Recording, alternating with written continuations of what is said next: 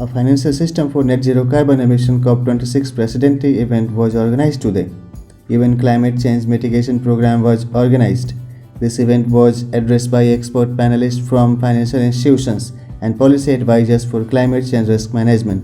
They expressed their solidarity and commitments to advocate for prompt regulation of the financial affairs of International Monetary Fund, international financial institutions, and central banks to support proper implementation of the Environmental Sustainability Program.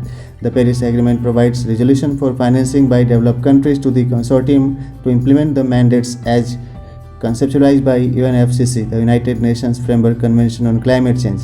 The convention has 197 member countries as member of the Paris parties to the Paris Agreement, and this program aims to increase the coordination. The main aim of the Paris Agreement is to keep the global temperature rise less than 1.5 degrees Celsius this century, up to the level of pre-industrial age. The UNFCCC is the parent treaty of the Kyoto Protocol of 1997. The ultimate objective of all three agreements under the UNFCCC is to stabilize greenhouse gas concentration into the atmosphere at a level that will prevent dangerous human interference with the climate system in a time frame which allows ecosystem to adapt naturally and enable sustainable development. The expressed context and rationale acknowledge the threats of environmental metamorphosis, atmospheric weather fluctuations, potential threats of weakening of the ozone layer, probabilities of genetic mutation into the living species due to the increased intensity and exposure to the infrared and ultraviolet rays on Earth, alteration of the temperature gradients causes change of the physical and chemical attributes of the atmospheric water concentration, increased activation energy of the chemicals, resulting into the increase of their reactivity. Resultantly, pollutants may become deadlier carcinogenic. This will increase their vulnerability of carcinogenesis in human beings. Fluctuations of the heat budget of the planet Earth would affect the seasonal changing pattern. There are probabilities of deviation of the atmospheric temperature and pressure gradients.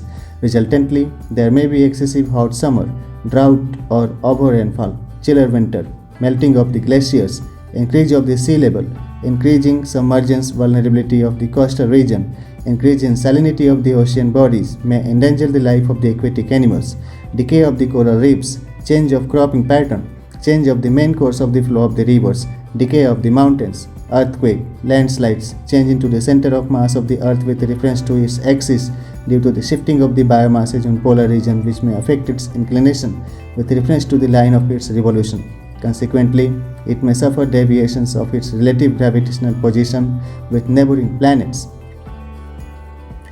and satellites. There are associated threats for evolution of species due to these modifications. We humans are weak living species. Our body physiology, osmoregulation and thermostats are dependent on environmental circumstances. We have to understand that we could regulate the increase of production and circulation of currencies with respect to the emerging demand, but we could not return a dead human being back to the life. Hence, the presented argument defends the human right of our fellow co-inhabitants living on different continents of this planet Earth.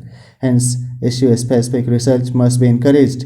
Efficiency and performance of the fuels should be improvised. Capacity of weather monitoring satellites and data sharing should be improved.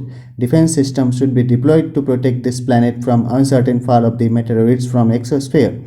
Regulation of the transportation of people in emergency should be liberalized by cooperation and consensus building. In this manner, we can improve the circumstances that will favor sustainable living and sustainable developing on this planet Earth. With sincere thanks and gratitude, Chandan Kumar Mishra.